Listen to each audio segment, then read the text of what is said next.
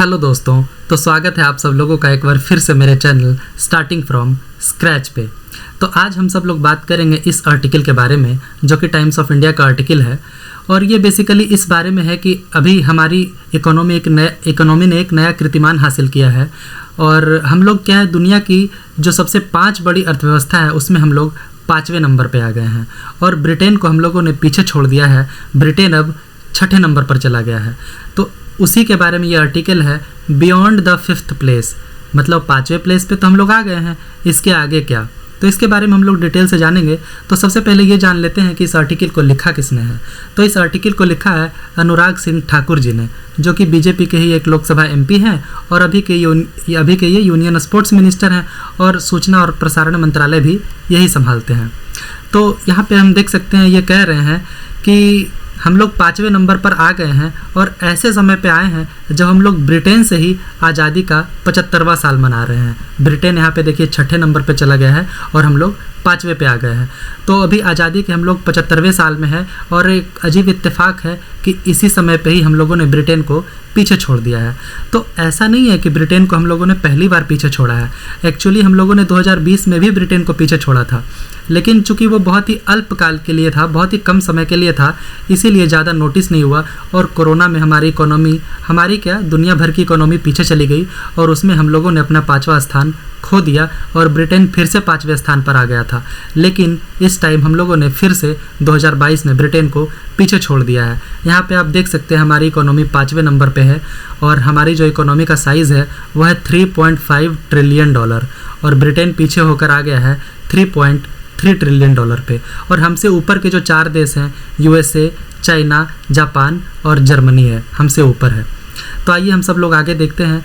तो यहाँ पे आप देख सकते हैं यूएसए, चाइना, जापान और जर्मनी हम लोगों से आगे है। तो आगे वो कहते हैं अनुराग सिंह ठाकुर जी कि कई अर्थशास्त्री हैं जो कि इंडिया की इकोनॉमी के बारे में ही कह रहे थे कि इंडियन इकोनॉमी बहुत पीछे है, रिसेशन में चली जाएगी। लेकिन एक्चुअली वो ये देखने में असफल रहे कि हमारी नहीं बल्कि ब्रिटेन की इकोनॉमी और वेस्ट के देश हैं, वेस्ट के देश में सारे यूरोप और अमेरिका आते हैं, उन लोगों की इकोनॉमी पीछे जा रही थी, वो ये देखने में असफल हो गए। तो आगे देखते हैं, जैसे ही ये रिपोर्ट रिलीज़ हुआ तो उसके बाद एसबीआई, जी हाँ, स्टेट बैंक ऑफ इंडिया, उनका भी एक रिसर्च पेपर आता है। उनका एक रिसर्च पेपर आया कि India set to pip Germany Japan to become world's 3rd largest economy by 2029। तो यहाँ पे एसबीआई का रिसर्च पेपर ये कह रहा है कि अभी तो हम लोग 5वें स्थान पे आ गए हैं ब्रिटेन को पीछे छोड़कर, लेकिन आगे आने वाले समय में मतलब 2029 तक हम लोग जर्मनी और जापान को भी पीछे छोड़ देंगे और हम लोग दुनिया की तीसरी सबसे बड़ी अर्थव्यवस्था बन जाएंगे। तो यहाँ पे देख सकते हैं हमसे ऊपर जापान और जर्मनी है, यही दोनों के बारे में बात कर रहा है एसबीआई का वो रिसर्च पेपर कि हम लोग जापान और जर्मनी को भी पीछे छोड़ देंगे और हम लोग दुनिया की तीसरी सबसे बड़ी अर्थव्यवस्था बन जाएंगे 2029 तक। तो आइए इसके बारे में और देखते हैं। यहाँ पे वो रिसर्च पेपर का और डिटेल है, आप देख सकते हैं। यहाँ पे ये वो जारी किए हैं कि हर साल इंडिया कैसे तरक्की किया है इकोनॉमी में। तो यहाँ वो सबसे पहले ये बता रहे हैं कि 2014, खास करके 2014 लिया गया है क्योंकि 2014 में ही एक नई सरकार बनी थी, नरेंद्र मोदी जी की सरकार। तो वो ये दिखाना चाह रहे हैं कि 2014 में हमारी इकोनॉमी एक्चुअली 10वें रैंक पे थी और अभी 2022 में ये 5वें रैंक पे आ गई है और 2029 तक हम लोग तीसरे रैंक पे आ जाएंगे। यही वो दिखाना चाह रहे हैं इस ग्राफ के थ्रू। तो आगे हम लोग देखते हैं इसके बारे में। तो अनुराग ठाकुर जी यहाँ पे कह रहे हैं कि the days of abundance are truly over for them. Basically वो वेस्ट की कंट्रीज़ हैं, यूरोप और अमेरिका, उनके बारे में ये कह रहे हैं कि उनका दिन अब चला गया और हमारे लिए ये भी शुरुआत है। अक्सर आप इंडियन पॉलिटिशियन, इंडियन नेताओं को ये कहते सुनते होंगे भाषणों में कि हमारा देश कहिए या तो फिर एशिया कहिए कि ये जो 21वीं सेंचुरी है वो एशिया की सेंचुरी है और उसमें भी खास हमारे भारत के लिए सेंचुरी है। ऐसा वो इसलिए कहते हैं क्योंकि 19वां जो सेंचुरी था, 19th सेंचुरी, वो ब्रिटेन का था और 20वां सेंचुरी जो था वो यूएसए का था। तो इंडियन पॉलिटिशियंस या सबका इंडिया में जो इकोनॉमिस्ट है उनका भी ये मानना है कि 21वीं सेंचुरी भारत और एशिया की सेंचुरी रहने वाली है। तो अब आगे हम लोग देखते हैं, जो ब्लूमबर्ग है ये अमेरिकन टीवी नेटवर्क है, इन्होंने ही सबसे पहले ये न्यूज़ ब्रेक किया कि इंडिया अब ब्रिटेन को पीछे छोड़कर 5वें नंबर पर आ गया है दुनिया की सबसे बड़ी अर्थव्यवस्था में। तो उन्होंने एक बहुत ही अजीब टर्म, एक कॉलोनियल टर्म में लिखा था इस न्यूज़ को, a coloniser being left behind by its erstwhile colony. तो उन्होंने एक कॉलोनियल टर्म में ये लिखा था कि एक कॉलोनाइजर जो कॉलोनी बनाता था दुनिया भर में, जैसे कि ब्रिटेन, दुनिया भर में उनकी 50 कॉलोनी थी, जिसे उन देशों को ही आज हम लोग कॉमनवेल्थ देश के नाम से जानते हैं। तो कॉमनवेल्थ में जो देश हैं वो कभी ना कभी किसी न किसी पीरियड में ब्रिटेन की कॉलोनी हुआ करते थे। उन्हीं देशों का एक ग्रुप मिलकर आज कॉमनवेल्थ कहलाता है। तो उन्होंने ऐसा लिखा था, ये ब्लूमबर्ग ने, अ कॉलोनाइजर बीइंग लेफ्ट, मतलब एक कॉलोनाइजर जो कॉलोनी बनाता था वो पीछे रह गया। किन से पीछे रह गया? उन लोगों से जिनको वो एक समय कॉलोनी बना कर रखा था। तो आके देखते हैं इसके बारे में। उदय कोटक जी ने इस बारे में एक ट्वीट किया है। उदय कोटक जी जो कि कोटक महिंद्रा बैंक के मैनेजिंग डायरेक्टर हैं, बहुत ही बड़े इंडस्ट्रियलिस्ट हैं, उन्होंने इसके बारे में एक ट्वीट किया है। Proud moment for India to pip UK, मतलब यूके को पीछे छोड़ना इंडिया के लिए एक बहुत ही प्राउड मोमेंट है। उसे पीछे छोड़ा इंडिया ने, जो कि हमारा कॉलोनियल रूलर था, जिसने हमारे ऊपर राज किया था। लेकिन आगे वो कहते हैं कि इंडिया अभी 3.5 ट्रिलियन डॉलर की इकोनॉमी हो गई है और ब्रिटेन 3.2 ट्रिलियन डॉलर की इकोनॉमी है। लेकिन वो एक बात आगे कहते हैं कि इंडियन को खुश तो होना चाहिए, लेकिन इतना भी नहीं। ऐसा वो इसलिए कह रहे हैं क्योंकि इंडिया की पॉपुलेशन कितनी है? 1.4 बिलियन, और यूके की कितना है? 0.068 बिलियन, मतलब 7 करोड़ की भी आबादी नहीं है यूके की, बट फिर भी इकोनॉमी है उनकी 3.2 ट्रिलियन डॉलर, और हमारी आबादी है 1.4 बिलियन डॉलर, फिर भी हमारी इकोनॉमी जो है वो सिर्फ है 3.5 ट्रिलियन डॉलर। तो वो आगे एक और बात बताते हैं वो कि ठीक है, इकोनॉमी में तो हम लोग आ गए 5वें नंबर पे, लेकिन जो हमारा पर कैपिटा जीडीपी है वो अभी भी $2500 है, सिर्फ $2500, और ब्रिटेन में है पर कैपिटा जीडीपी $47,000। तो ये पर कैपिटा जीडीपी बेसिकली ये होता है कि प्रति व्यक्ति आय कितनी है। तो हमारे में जो एवरेज प्रति व्यक्ति आय है वो सिर्फ $2500 है। अगर आप इसे रुपीज़ में कन्वर्ट करेंगे तो तकरीबन 2 लाख रुपए आते हैं, जबकि अगर इस ब्रिटेन के आंकड़े जो हैं $47,000, इसे अगर आप रुपये में कन्वर्ट करोगे तो ये तकरीबन 37,60,000 रुपये आते हैं, जो कि प्रति व्यक्ति वहाँ पे सालाना आय है। तो वो यही कह रहे हैं कि इस आंकड़े को भी ध्यान में रखिए और खुश होइए, बट उतना नहीं, क्योंकि अभी हमें बहुत आगे जाना है। तो यहाँ पे देख सकते हैं आप पर कैपिटा जीडीपी कैसे निकालते हैं। उसका फॉर्मूला है कि अगर पर कैपिटा जीडीपी आपको निकालना है तो जो रियल जीडीपी है, हमारा रियल जीडीपी कितना है? 3.5 ट्रिलियन डॉलर, उसे आप पॉपुलेशन से जो कि 140 करोड़ है डिवाइड कर दीजिए, आपको पर कैपिटा जीडीपी आपके पास आ जाएगा। तो आगे देखते हैं। वो ये कह रहे हैं अनुराग ठाकुर जी कि आंकड़े ही काफ़ी है दिखाने के लिए कि हम लोग 5वें नंबर पे आ गए हैं, और ना सिर्फ 5वें नंबर पे आए हैं, बल्कि ये जो फाइनेंशियल ईयर 2023 चल रहा है, इसमें जो फर्स्ट क्वार्टर स्टार्ट होता है अप्रैल के महीने से, 1 अप्रैल से लेकर हर 3 महीने का एक क्वार्टर होता है। तो इस क्वार्टर में हम लोग जो ग्रो किए हैं वो 13.5% के रेट से ग्रो किए हैं। तो ये आंकड़े काफ़ी है दिखाने के लिए, वो ऐसा कह रहे हैं अनुराग ठाकुर जी। तो आगे हम लोग देखते हैं। वो ये कह रहे हैं कि ये जो हम लोग 5वें नंबर पे हैं, ये हम लोग नॉमिनल जीडीपी में है 5वें नंबर पे, और जो हमारा जो ये परचेजिंग पावर पैरिटी है, जीडीपी को दो आंकड़ों से नापा जाता है। एक होता है नॉमिनल जीडीपी और एक होता है परचेजिंग पावर पैरिटी जीडीपी। तो अगर इस आंकड़े से नापिएगा तो हम लोग ऑलरेडी 3रे नंबर पे हैं। तो चूंकि आप समझ सकते हैं अनुराग ठाकुर सिंह जी ये लिख रहे हैं, जो कि बीजेपी के एमपी हैं, तो ज़्यादातर वो बीजेपी का ही पक्ष रखेंगे। तो ये बात आपको समझ लेनी चाहिए पहले ही। तो वो ये कह रहे हैं कि परचेजिंग पावर पैरिटी में हम लोग 3रे नंबर पे पहले ही हैं, सिर्फ यूएसए और चाइना के पीछे हैं परचेजिंग पावर पैरिटी के हिसाब से। अदरवाइज नॉमिनल जीडीपी जिसमें हम लोग 5वें पे आए हैं, उस पर तो हमारे आगे 4 देश है, जर्मनी और जापान भी है।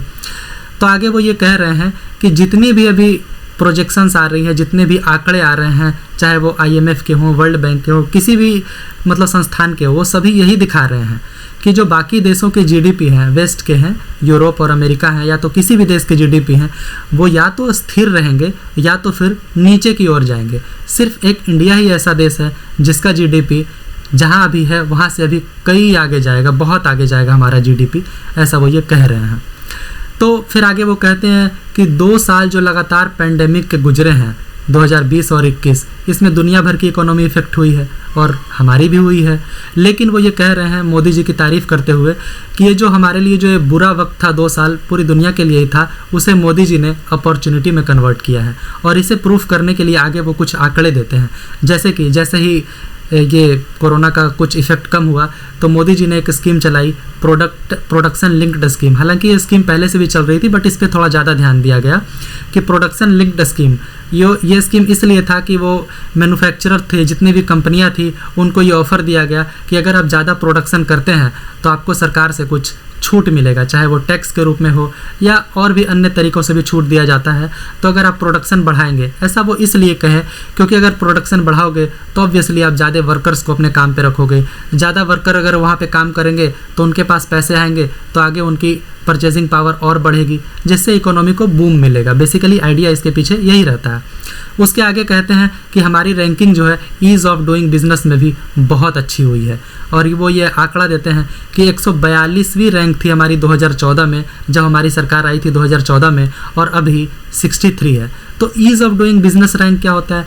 ये बेसिकली ये दिखाता है कि आपके देश में व्यापार करने की सुगमता कितनी है, व्यापार करना कितना आसान है आपके देश में, ये आंकड़ा वही दिखाता है। फिर आगे वो कहते हैं कि लेबर लॉज को भी हम लोगों ने कुछ चेंज किया है, और फिर जो हमारा डिजिटल पेमेंट सिस्टम है उसे भी बहुत बढ़ावा दिया है। तो ये पहले हम लोग ईज़ ऑफ डूइंग बिजनेस के बारे में थोड़ी सी और बात कर लेते हैं कि आखिर ये क्या होता है। जैसा कि मैंने आपको कहा कि ये आपके देश में दिखाता है कि व्यापार करने की सुगमता कितनी है।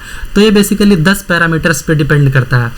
स्टार्टिंग अ बिजनेस, कि आपके देश में बिजनेस स्टार्ट करना हो तो वो उसके लिए क्या प्रोसेस है, कितना टाइम लगता है। फिर प्रॉपर्टी अगर रजिस्टर करना हो तो उसके लिए कितना टाइम लगता है ना, या तो कंस्ट्रक्शन के लिए परमिट करना हो तो उसके लिए कितना टाइम लगता है। तो अब अगर कोई इन्वेस्टर है जिसके पास मतलब 100-200 करोड़ रुपए हैं और वो विदेश में बैठा है, अब वो इसे कहीं इन्वेस्ट करना है, तो वो हर चीज़ जाकर तो पता नहीं करेगा। तो उसके लिए एक सबसे बढ़िया रैंकिंग है, वो देख लेता है ईज़ ऑफ डूइंग बिजनेस की रैंकिंग आपके देश की क्या है। अगर अच्छी रैंक है, मतलब हाँ आपके देश में अगर व्यापार करना आसान है, तो मैं अपने पैसे वहीं पे लगाऊंगा। जैसे कि ये देखिए एक और पैरामीटर है गेटिंग इलेक्ट्रिसिटी, कि बिजली की क्या व्यवस्था है ना। इस टाइप की सारे वो ये 10 चीज़ों पे डिपेंड करता है ईज़ ऑफ डूइंग बिजनेस, जो कि वर्ल्ड बैंक इस रैंकिंग को जारी करता है। तो ऐसा नहीं है कि धांधली होता है इस रैंकिंग में, क्योंकि ये रैंकिंग हर देश जारी नहीं करती है, ये वर्ल्ड बैंक जारी करती है, और चूंकि ये इंडिपेंडेंट संस्था है तो इसकी रैंकिंग लगभग ठीक ही होती है। तो आगे वो कहते हैं कि साथ साथ मोदी जी ये भी नहीं भूले हैं कि इस पैंडेमिक की मार सबसे ज़्यादा किन पे पड़ी है। तो वो हैं गरीब लोग, अंडर प्रिविलेज्ड लोग, जिनके पास पैसे नहीं हैं, जॉब्स नहीं हैं, उनको इस पैंडेमिक की जो महामारी आई कोरोना की, सबसे ज़्यादा मार उन्हीं लोगों पे पड़ी है। इसीलिए मोदी जी उन लोगों को भूले नहीं हैं, और इसको साबित करने के लिए वो ये आंकड़ा दे रहे हैं कि आज भी इस टाइम भी हमारा देश जो है वो 2/3 ऑफ इंडिया के पॉपुलेशन को फ्री राशन बांट रहे हैं। आज भी कोरोना ख़त्म हुए ऑलमोस्ट, अभी ख़त्म मतलब कोरोना का इफ़ेक्ट ख़त्म हुए तो काफ़ी समय हो गया, लेकिन आज भी हम लोग लगभग 80 करोड़ से ज़्यादा लोगों को फ्री राशन बांट रहे हैं। तो ये बेसिकली बता रहे हैं कि उन्हीं गरीबों को राशन दे रहे हैं ना, जो बीपीएल में है, जिनको कोरोना की मार सबसे ज़्यादा पड़ी है, उनको भी हम लोग राशन दे रहे हैं। और एक और आंकड़ा वो ये दे रहे हैं कि कोविड वैक्सीनेशन, जो कोरोना की वैक्सीन लग रही है तो सरकार फ्री में दे रही है ना, लेकिन जो कंपनी जो वैक्सीन बनाती है वो तो सरकार को पैसे लेकर ही वैक्सीन देती है। तो वो ये कह रहे हैं कोविड वैक्सीनेशन जो हो रहा है फ्री में, तो अब तक 213 करोड़ डोजेज दी जा चुकी है। ऑब्वियसली इसमें पहला और दूसरा या तीसरा डोज मिला के है, 213 करोड़ डोज दिया जा चुका है, जो कि लगभग फ्री ही था अगर आप सरकारी हॉस्पिटल से लिए हैं तो। आगे वो कहते हैं कुछ और आंकड़ा देते हुए इंडिया के बारे में कि इंडिया आज world's leading consumer of smartphone data है। अगर स्मार्टफोन डेटा की बात करें तो इंडिया सबसे आगे है स्मार्टफोन डेटा खर्च करने के मामले में। और फिर आगे वो कहते हैं दूसरे नंबर पे है इंडिया इंटरनेट यूज़र्स के मामले में। तो कितने यूज़र्स हैं इंडिया में? 840 मिलियन यूज़र्स हैं, जो कि इंडिया के पॉपुलेशन का 60% लोग जो हैं आज इंटरनेट यूज़ करते हैं, जो कि 2017 में देखा जाए तो सिर्फ 27% इंडिया की पॉपुलेशन इंटरनेट यूज़ करती थी, जो कि 357 मिलियन थे लगभग। आगे वो बात करते हुए इसके बारे में कहते हैं कि इंडिया जो है आज वर्ल्ड की तीसरी कंज्यूमर मार्केट बन चुकी है, और एक्सपोर्ट भी इंडिया का बहुत तेज़ी से बढ़ रहा है, जो कि 50 लाख करोड़ टच करने वाला है। फिर स्टार्टअप के बारे में वो कहते हैं कि इंडिया जहाँ पे पहले सिर्फ कुछ 100 स्टार्टअप हुआ करते थे, आज 70,000 स्टार्टअप है इंडिया में। और कुछ एग्जाम्पल यहाँ पे आप देख सकते हैं उसके बारे में, मीशो है, Dream11 है, स्विगी जिसके बारे में हम लोग जानते हैं, फूड ऑर्डर करते हैं हम लोग स्विगी से, क्रेड है, Dream11 जिस पे लोग टीम बनाते हैं और मतलब पैसे लगाते हैं बेसिकली। मीशो जो कि एक ऑनलाइन प्लेटफॉर्म है कपड़े वपड़े खरीदने के लिए। फिर उसके बाद वो ये एक और बात कह रहे हैं कि ऐसा नहीं है कि ये सब स्टार्टअप सिर्फ मुंबई, दिल्ली, चेन्नई, कोलकाता, बेंगलुरु ये सब मतलब ये सब बड़े बड़े सिटीज़ से आ रहे हैं। वो ये कह रहे हैं 50% ऑफ स्टार्टअप जो है वो टायर 2 और टायर 3 सिटीज़ से आ रहे हैं। अब टायर 2 और टायर 3 सिटीज़ क्या होते हैं? तो टायर 2 सिटीज़ बेसिकली वो होते हैं जहाँ पे पॉपुलेशन लगभग 1 मिलियन के आसपास होते हैं। जैसे कि कुछ सिटीज़ के एग्जांपल ले लीजिए आप, जैसे कि अहमदाबाद, पटना, यही सब हैं जो कि जहाँ पॉपुलेशन 1 मिलियन के आसपास है। और कई सिटीज़ जो कि टायर 3 है जहाँ पे पॉपुलेशन 1 मिलियन से भी कम है, जैसे कि कानपुर आप ले लीजिए, बड़ौदा ले लीजिए, ये सब जो है सिटीज़ यहाँ की पॉपुलेशन 1 मिलियन से भी कम है। तो वो ये कह रहे हैं कि इन जो सिटीज़ है इससे 50% जो स्टार्टअप है इन छोटे छोटे शहरों से आ रहे हैं। तो ऐसा नहीं है कि सिर्फ बड़े शहरों से ये स्टार्टअप आ रहे हैं।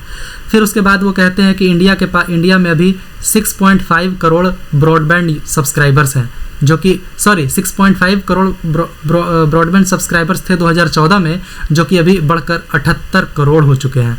तो वो इन आंकड़ों से दर्शाना चाह रहे हैं कि आखिर लोग ब्रॉडबैंड के सब्सक्राइबर्स हैं तो वो इंटरनेट यूज़ कर रहे हैं, तो चाहे वो बिज़नेस के मामले में है, चाहे वो इकोनॉमी हमारी आगे बढ़ी है, पैसे आए हैं इस मामले में है, तो वो यही दर्शाना चाह रहे हैं इन आंकड़ों के थ्रू। फिर आगे वो कहते हैं कि अब इंडिया सिर्फ ऐसा नहीं है कि सिर्फ एक मॉल दिखा रहे हैं, हम बड़ी बड़ी बिल्डिंगें दिखा रहे हैं, सिर्फ इसके लिए नहीं है, बल्कि नरेंद्र मोदी जी की सरकार जो है, हमारी सरकार जो है, वो गरीबों मतलब जो गरीबी हटाने में भी बहुत ध्यान दे रहे हैं। उसके बारे में बताते हुए वो ये कह रहे हैं कि IMF की एक स्टडी अभी पब्लिश हुई थी जिसमें IMF ये बताया है कि इंडिया में जो एक्सट्रीम पॉवर्टी है, मतलब बहुत ही ज़्यादा गरीबी, मतलब जहाँ पे खाने को भी लोग मतलब भूखे सोते हैं रात में, वो बहुत ही तेज़ी से घटी है। और जो कंजम्पशन इनइक्वालिटी है, मतलब कुछ लोग कंजप्शन कर पा रहे हैं बहुत सारी चीज़ों की, कुछ लोग नहीं कर पा रहे हैं, तो ये जो इनइक्वालिटी है, असमानता है, ये भी बहुत तेज़ी से घटी है पिछले कुछ सालों में। ऐसा IMF का एक आंकड़ा आया था जिसका जिक्र ये कर रहे हैं अनुराग सिंह ठाकुर जी।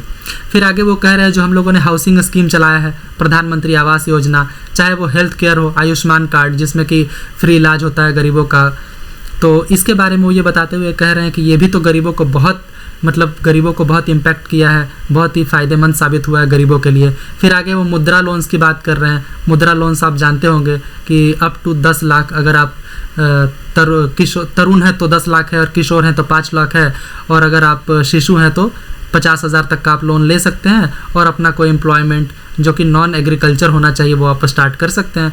तो वो ये कह रहे हैं मुद्रा लोन्स के थ्रू हम लोगों ने बहुत लोगों को हेल्प किया है, मतलब बिजनेस करने में, और साथ ही साथ जब वो इतना पैसा लगाते हैं तो ऑब्वियसली 1-2 लोगों को वो काम पे भी रखते हैं, जिससे जॉब्स भी क्रिएट हो रहे हैं।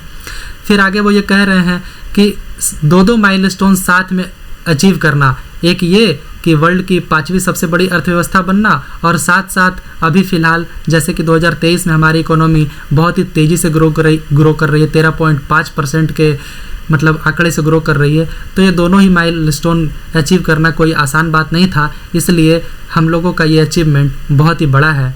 फिर आगे वो ये कह रहे हैं कि $5 ट्रिलियन इकोनॉमी हम लोग बनने वाले हैं अगले 2 साल में, ऐसा अनुराग सिंह ठाकुर जी कह रहे हैं। हालांकि आप ये देखें, ये न्यूज़ आर्टिकल आप इसमें देखें तो मोदी जी ने 2018 में अनाउंस किया था कि हम लोग 2022 तक $5 ट्रिलियन की इकोनॉमी बन जाएंगे, लेकिन चूँकि पूरा ब्लेम नहीं कर सकते हैं क्योंकि 2020 और 2021 में हमारे सामने कोरोना महामारी आई थी जिसमें इकोनॉमी तो बहुत ही ज़्यादा नीचे चली गई थी, तो इसके कारण 2022 तक तो अचीव नहीं हो पाया $5 ट्रिलियन की इकोनॉमी, लेकिन ये कह रहे हैं कि अगले 2 साल में हम लोग ये अचीव कर लेंगे। तो यही था आर्टिकल। तो अगर आप लोग इससे कुछ भी सीखे होंगे तो प्लीज़ सब्सक्राइब कीजिएगा। Thank you so much.